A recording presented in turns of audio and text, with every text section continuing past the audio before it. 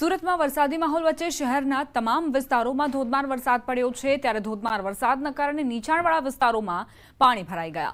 રસ્તા પર ઠેર ઠેર પાણી ભરાવાના કારણે લોકોને હાલાકી થઈ રહી છે ત્યારે ભારે વરસાદની સ્થિતિ બાદ સુરતની તમામ શાળાઓમાં રજા જાહેર કરી દેવાઈ। વરસાદની સ્થિતિને જોતા ડીઈઓએ રજા જાહેર કરવા સૂચના આપી। શહેરમાં વિવિધ વિસ્તારમાં પાણી ભરાઈ ગયા હોવાના કારણે શાળાએ આવેલા વિદ્યાર્થીઓને પણ સલામત રીતે જલ્દીથી જલ્દી ઘરે પહોંચે એના માટેની વ્યવસ્થા કરવાની સૂચના અપાઈ।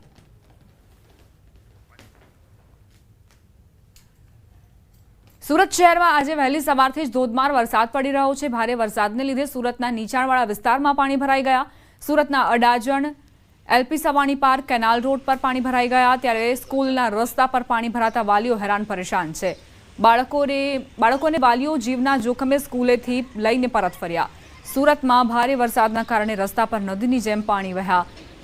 રાંદેર સિંગણપોરને જોડતા કોઝવે પર પાણી ફરી વળતા કોઝવે બંધ કરી દેવામાં આવ્યો। પાણીની સપાટી 6 મીટરને પાર જતા કોઝવે બંધ કરવામાં આવ્યો છે ત્યારે રસ્તો બંધ થતા વાહન ચાલકોને હાલાકી ભોગવવી પડી રહી છે। વાહન વ્યવહાર ઠપ થઈ ગયો છે। સુરતમાં વહેલી સવારથી જ મેઘરાજા વરસી રહ્યા છે। અનરાધાર વરસાદના પગલે રસ્તા પર નદી વહેતી થઈ ડભોલી સિંગણપોર રોડ પર ઘૂંટણસમાં પાણી ભરાઈ ગયા છે। સુરતના અડાજણ, રાંદેર, વરાછા, કતારગામ, કાપોદ્રા, મહેધરપુરા, મજુરા ગેટ સહિતના વિસ્તારોમાં ધોધમાર વરસાદ વરસ્યો છે। મુશળધાર વરસાદના લીધે રસ્તાઓ પર પાણી ફરી વળ્યા। નીચાણવાળા વિસ્તારોમાં પાણી ભરાઈ ગયું। સુરતમાં 8 કલાકમાં સાંવેલાધાર 8.66 ઇંચ વરસાદ પડ્યો છે। 8 ઇંચથી પણ વધુ વરસાદ, અતિ ભારે વરસાદ વરસ્યો છે એટલે જ હવામાન વિભાગની અહીં જે આગાહી હતી તે સાચી પડી છે। વરસાદના પગલે જે રસ્તાઓ છે તે જળમગ્ન થયા છે। જ્યાં તમે નજર કરશો ત્યાં પાણી જ પાણી નજરે પડી રહ્યા છે। એક તો વરસાદ વરસ્યો, બીજી તરફ રસ્તા પર પાણીનું સામ્રાજ્ય, લોકોને અવરજવર કરવામાં મુશ્કેલી પડી છે। વાહન વ્યવહારને પણ અસર પહોંચી, જનજીવન પર માઠી અસરો વર્તાઈ છે આ વરસાદના કારણે। નીચાણવાળા વિસ્તારોમાં તો પાણી ભરાયા જ છે પરંતુ જે મેઇન રોડ વિસ્તાર છે ત્યાં પણ આ જ પ્રકારે પાણીએ પોતાનો અડ્ડો જમાવ્યો છે। વાહનો પણ ખોટકાયાના સમાચાર પ્રાપ્ત થયા છે જેના કારણે વાહન ચાલકો પરેશાન થયા। તો આ તરફ જે સ્કૂલે જતા બાળકો છે તેઓએ રેનકોટનો સહારો લીધો। વાલીઓ પણ જીવના જોખમે તેમને સ્કૂલે મૂકવા ગયા। અહીં સવાલ એ છે કે સુરતમાં આખરે આટલો વરસાદ વરસ્યો છે તો શાળાઓમાં રજા ક્યારે જાહેર કરવામાં આવશે? કારણ કે પહેલાં પણ સૂચના આપવામાં આવી હતી તમામ જિલ્લા શિક્ષણાધિકારીઓને કે જ્યારે પણ અતિ ભારે વરસાદ વરસે અને શાળાએ જતા બાળકો ઉપર જોખમ સર્જાય તે દરમિયાન શાળાઓમાં રજા જાહેર કરવામાં આવે। હવે આ વરસાદ જે વરસ્યો છે સુરતમાં તેણે આખા સુરતની જે રફતાર છે તેની ઉપર બ્રેક મારી દીધી છે। રસ્તા ઉપર પાણીનું સામ્રાજ્ય જોવા મળી રહ્યું છે। જ્યાં નજર કરશો ત્યાં પાણી જ પાણી વહી રહ્યા છે। લોકોના ઘરની અંદર પણ પાણી ઘૂસ્યા છે। ક્યાંક ઘૂંટણસમાં પાણી ભરાયા છે, ક્યાંક કમરસમાં પાણી ભરાયેલા છે। નીચાણવાળા વિસ્તારોની તો હાલત કેવી થઈ છે આ દ્રશ્યો તેની સાબિતી આપી રહ્યા છે। રોડ રસ્તા પર પાણીનું સામ્રાજ્ય છે એટલે સ્વાભાવિક છે કે ઘરોની અંદર, દુકાનોની અંદર પણ પાણી ભરાયા હશે। વેપારીઓને કેટલું મોટું નુકસાન, કારણ કે ઘરોની અંદર તો પાણી ઘૂસ્યા જ છે પરંતુ સાથે સાથે દુકાનોની અંદર પણ પાણી ઘૂસ્યા છે। જે માલસામાન અંદર રાખવામાં આવ્યો હતો તે પણ પલળ્યો છે એટલે એ નુકસાન પણ સહન કરવો પડશે। જે હાલાકી થઈ રહી છે તે અલગ। મેઘરાજાએ અચાનક જ એવી બેટિંગ કરી સુરતમાં કે આખું સુરત જાણે ડૂબી ગયું। 8 ઇંચથી વધુ વરસાદ ખાબક્યો અને જો હજુ પણ મેઘરાજા અવિરતપણે વરસતા રહેશે તો સુરતની સ્થિતિ વધુ કફોડી બનશે। આ વરસાદે સુરતની સુરત બગાડી છે। રોડ રસ્તા જળમગ્ન થયા છે। જ્યાં નજર કરશો ત્યાં પાણી જ પાણી વહી રહ્યા છે। જે આ સાયકલ ચાલકોને આપ જોઈ રહ્યા હતા તેમના આખા પૈડા પણ ડૂબેલા હતા। સુરતમાં આબ ફાટ્યાની સ્થિતિ। સુરત શહેરમાં 6 કલાકમાં 7.5 ઇંચ વરસાદ ખાબક્યો। મેઘરાજાની તોફાની બેટિંગ નજરે પડી। શહેરના અનેક વિસ્તારો જળબંબાકાર થયા છે। અડાજણ વિસ્તારમાં પાણી ભરાઈ ગયા। ચોકસીવાડી વિસ્તારમાં ઘૂંટણસમાં પાણીનું સામ્રાજ્ય। કૃષ્ણનગર સોસાયટીમાં જ્યાં નજર કરશો ત્યાં પાણી જ પાણી જોવા મળશે। ઘરોની અંદર પણ પાણી ભરાઈ ગયા છે। ઘરવખરી પલળી ચૂકી છે, તેનું નુકસાન પણ સહન કરવું પડશે। તો સુરતમાં એસએમસીના પાપે વાહન ચાલકોને હાલાકી પડી છે। સાંવેલાધાર વરસાદ વરસ્યો અને દર વર્ષે આ જ પ્રકારની સ્થિતિ સર્જાય છે। દર વર્ષે પ્રી મોન્સૂન કામગીરીના દાવા કરવામાં આવે છે, કરોડો રૂપિયાનો વેડફાટ કરવામાં આવે છે, પરંતુ હકીકત એ છે કે આ વખતે પણ, આ વર્ષે પણ સુરતની સુરત બગડી છે, કારણ કે સુરત મ્યુનિસિપલ કોર્પોરેશનને સમય ન મળ્યો કે તે પ્રી મોન્સૂન કામગીરી સારી રીતે કરી શકે. તેના જ આ પરિણામ છે કે સુરતના રસ્તાઓ જળમગ્ન થયા છે. ઘૂંટણસમા પાણીમાંથી પસાર થઈ રહ્યા છે, ક્યાંક કેડસમા પાણી ભરાઈ ગયા છે. જે વિદ્યાર્થીઓ છે તે પણ પરેશાન થયા. સ્કૂલની બહાર પણ પાણીનો જમાવડો થયો. વાલીઓ જીવના જોખમે વિદ્યાર્થીઓને લેવા માટે પહોંચ્યા અને પોતાના ઘર સુધી સુરક્ષિત લઈ આવ્યા. જ્યાં પણ પાણી ભરાયા છે ત્યાં ઝડપથી પાણી ઓસરે તે માટે કોઈ વ્યવસ્થા નથી જોવા મળી, એટલે જ નાગરિકોનો રોષ પણ નજરે પડ્યો. ધોધમાર વરસાદ વરસી રહ્યો છે. આ વરસાદનો વિરામ પણ નથી જોવા મળ્યો. બીજી તરફ જે પાણી છે તેનું જળસ્તર સતત વધી રહ્યું છે રસ્તા પર પણ. સુરત મ્યુનિસિપલ કોર્પોરેશનના અધિકારીઓ, જો આપ ન્યૂઝ 18 ગુજરાતીની આ સ્ક્રીન જોઈ રહ્યા હો તો પોતાના એસીના ચેમ્બરમાંથી બહાર નીકળીને જમીન પર કામ કરવાનું રાખો તો સુરતના નાગરિકોને પરેશાન ન થવું પડે. જોકે આ દરમિયાન સુરતના જે બાળકો છે તેમણે મજા માણવાનો આ અવસર ચૂક્યો નથી. તેઓ રસ્તા પર જાણે કે સ્વિમિંગ પુલ બની ગયું હોય તેની મજા માણતા પણ જોવા મળ્યા છે.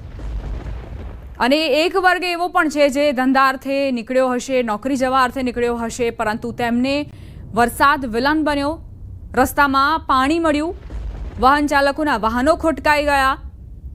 જે અન્ય હાજર નાગરિકો છે તે તેમની મદદ કરતા નજરે પડ્યા, કારણ કે સુરતના લોકોને પણ ખબર છે કે જો વાહન ખોટકાશે, જો અમે કોઈ મુશ્કેલીમાં ફસાવીશું તો કોઈ પણ તેમની વહારે નહીં આવે, કોઈ અધિકારી તેમને બચાવવા નહીં આવે, કોઈ કર્મચારી નહીં આવે. જાતે જ પોતાની મદદ કરો અને આ પાણીમાંથી બહાર નીકળો. મેઘરાજાની તોફાની બેટિંગ માટે શું સુરત મ્યુનિસિપલ કોર્પોરેશન તૈયાર ન હતું? એસએમસીના અધિકારીઓએ આખરે શું કામગીરી કરી તેનો પુરાવો આપવો જોઈએ. માત્ર ને માત્ર કાગળ પર જ કામગીરી કરી છે કે પછી જમીન પર પણ કામગીરી કરી છે? સુરતમાં મેઘરાજાની તોફાની બેટિંગ, 8 ઇંચથી વધુ વરસાદ. સુરત પાણી પાણી થયું છે. ડભોલી, સિંગણપોર મેઇન રોડના દ્રશ્યો જુઓ, જ્યાં રસ્તાઓ પાણીમાં તરબોળ, ભરાયેલા પાણીમાં વાહનો ડૂબ્યા છે.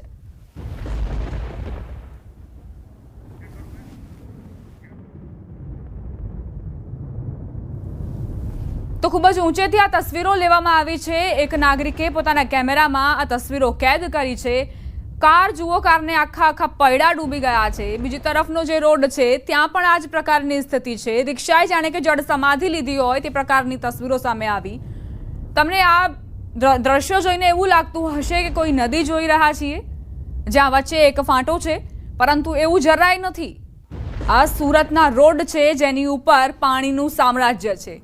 હવે આગળ વધી અને વાત કરીએ બારડોલીની. ધોધમાર વરસાદ અહીં ખાબક્યો. શહેરના અનેક વિસ્તારો પાણીમાં ગરકાવ થયા. ડીએમનગર પાણીમાં ગરકાવ.